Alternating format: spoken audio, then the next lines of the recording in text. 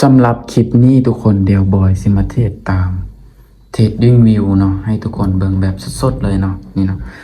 เบื้องนี้จะเป็น binary option นะทุกคนเด้อเบื้องนี้เนาะ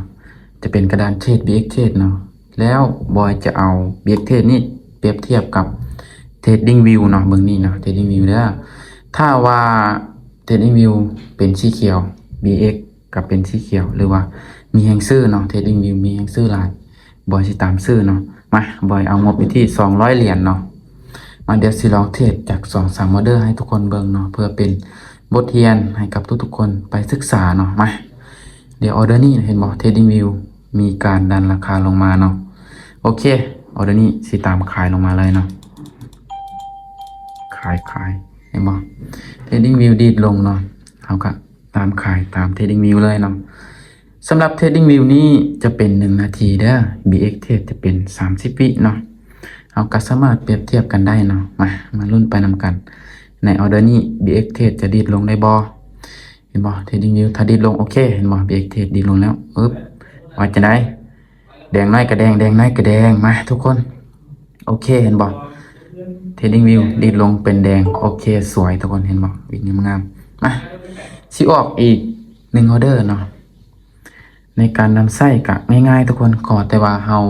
ไปดาวน์โหลดตัวนี้มาเนาะอยู่ใน Play Store เนาะดาวน์โหลดแล้วการติดตั้งเป็น1นาทีเด้อนี่เนาะวันนี้เนาะเป็นเวลา1นาทีเนาะเฮาตั้งเป็น1นาทีนี่วันนี้เนาะเห็นบ่นี่โอเคเห็นบ่ Trading View มีการปฏิเสธราคาลงมาโอเคสิขอซื้อเบิ่งออเดอร์นี้ซื้อถ้าว่ามันดีดขึ้น Trading View ดีดขึ้นBX กะมีโอกาสที่ว่าจะขึ้นไปเก็บไส้ในแท่งเทียนนี้ได้เนาะมาโอเคเห็นบ่ดีดขึ้นแล้วทุกคนเห็นบ่ Trading View ดีดขึ้นนี่ถ้ามันปิดเต็มนี่มีโอกาสที่ว่าจะวิ่งงามๆได้นี่เห็นบ่ในการนำไส้นะไผที่ว่าบ่มีเทคนิคกะสามารถใส่ได้เนาะขอแต่ว่าเขามีวินัยเนาะในการเทรดนี่เขาสามารถเก็งกำไรได้เนาะโอเคเห็นบ่วินงามๆสวยทุกคนเห็นบ่เวลามันเบิดบ่ตอนนี้เน็ตมันซ่านะทุกคนเนาะแบบนึงได้ทุกคนได้